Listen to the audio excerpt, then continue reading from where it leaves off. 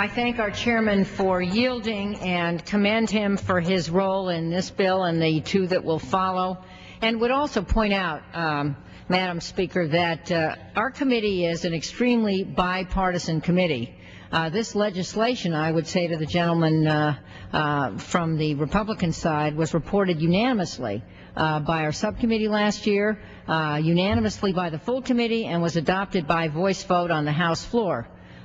This legislation, which applies only to the Department of Homeland Security, was the result of a very careful set of hearings, and perhaps there are arguments to deal with this subject in other parts of the government, but I believe this legislation and the careful way it was considered is a model for what the House should be doing, and obviously I urge its prompt enactment again.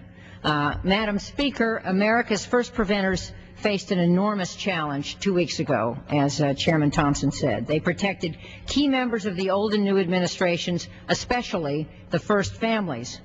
Though the so-called Purple Tunnel of Doom incident meant many ticket holders could not get in, a thoroughly preventable fiasco, our first preventers did manage a crowd of millions for the largest American presidential inauguration ever, working almost seamlessly with federal counterparts to do so. The most important part of this extraordinary feat was the efficient sharing of accurate, actionable, and timely information, especially information about threats, with police officers on the ground. Now that the inauguration is over, local law enforcement shouldn't have to return to business as usual.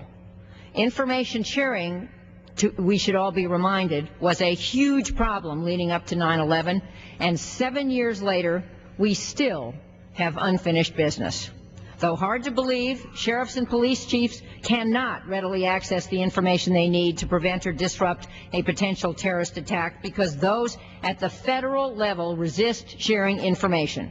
Overclassification and pseudo-classification, which is stamping with any number of sensitive but unclassified markings, remain rampant. Protecting sources and methods is the only valid reason to refuse to share information. It is no exaggeration that people die and our ability to monitor certain targets can be compromised if sources and methods are revealed. As one who served on our Intelligence Committee for 8 years, I saw this up close and personal. But, Madam Speaker, classifying information to protect turf or avoid embarrassment is wrong. As I mentioned, I served for all those years on the Intelligence Committee and became incredibly frustrated with this practice, which the Bush administration elevated to an art form. And sadly, the practice has spread to our newest federal agency, the Department of Homeland Security. Madam Speaker, the next attack in the United States will not be stopped because a bureaucrat in Washington, D.C. found out about it in advance.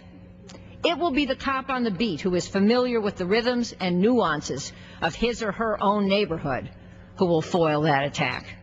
H.R. 553 is an attempt to establish a gold standard at DHS when it comes to classification practices.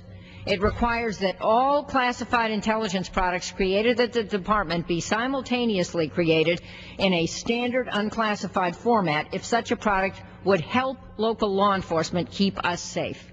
This is unprecedented. Furthermore, the bill requires portion marking, the identification of paragraphs in a document that are unclassified, permitting the remainder of the document to remain unclassified. I misspoke, Madam Speaker. The portion marking is for portions that are classified, and that leaves the remainder of the document to be unclassified. The measure will promote accountability by requiring the DHS Inspector General to sample randomly classified intelligence products and identify problems that exist in those samples. It also directs the Secretary to develop a plan to track electronically how and where information classified by DHS is disseminated so that misuse can be prevented. And finally, the legislation requires the Secretary to establish extensive annual training on the proper use of the classification regime and penalties for staff who repeatedly fail to comply with applicable classification policies. Madam Speaker, a key to Homeland Security is personal preparedness. A prepared public is not likely to be terrorized.